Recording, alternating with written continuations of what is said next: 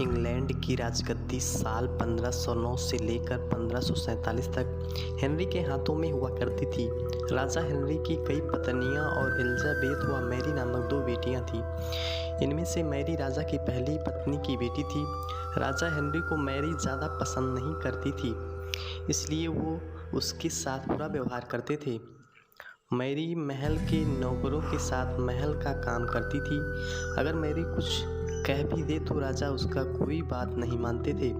सन 1547 में जब राजा हेनरी की मौत हो गई तो प्रजा की इच्छा अनुसार 16वीं शताब्दी के दौरान हेनरी की पहली बेटी मैरी को इंग्लैंड की राजगद्दी दे दी गई। वह इंग्लैंड की रानी बन गई। उस समय इंग्लैंड की हालत बहुत अच्छी नहीं थी।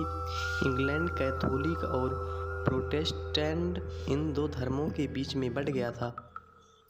उस समय दोनों धर्मों के लोगों के बीच जंग छिड़ी हुई थी। रानी मैरी चाहती थी कि पूरा इंग्लैंड में सिर्फ एक ही धर्म हो, लेकिन लोगों ने उसकी बात मानने से साफ इनकार कर दिया।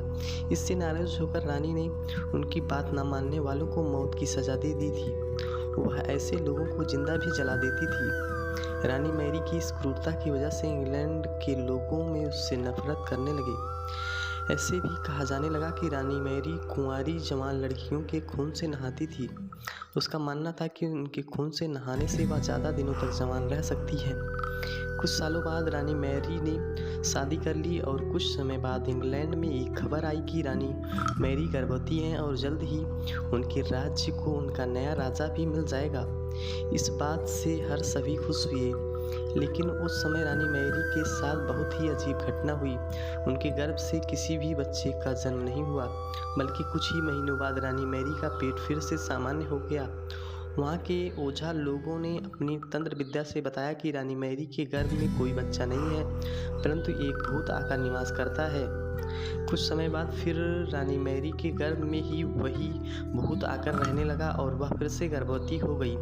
इस बार भी रानी को कोई बच्चा नहीं हुआ और इस घटना के कुछ ही दिनों बाद रानी मैरी की मृत्यु हो गई। इसके बाद मैरी की छोटी बहन एलिजाबेथ को इंग्लैंड की राजगद्दी पर बैठाया गया और एलिजाबेथ इंग्लैंड की नई रानी बन गई। रानी मैरी की क्रूरता की वजह से इंग्लैंड को लोग उसे एक निर्दयी औरत मानते थे। वहीं जब उसके गर्भ में बच्चे की जगह एक भूत का निवास होने लगा तो लोगों ने उसे शापित भी करार दे दिया और इसी वजह से लोगों ने ब्लडी मैरी का नाम दिया। कहानी से यह सीख मिलती है कि ब्लडी मैरी की कहानी हमें यह सीख देती है कि अपने निजी विचारों व सोच को लेकर दूसरे लोगों पर दबाव नहीं बनाना चाहिए। शांति और करुणा से लोगों का ख्याल रखना ही मनुष्य का धर्म है।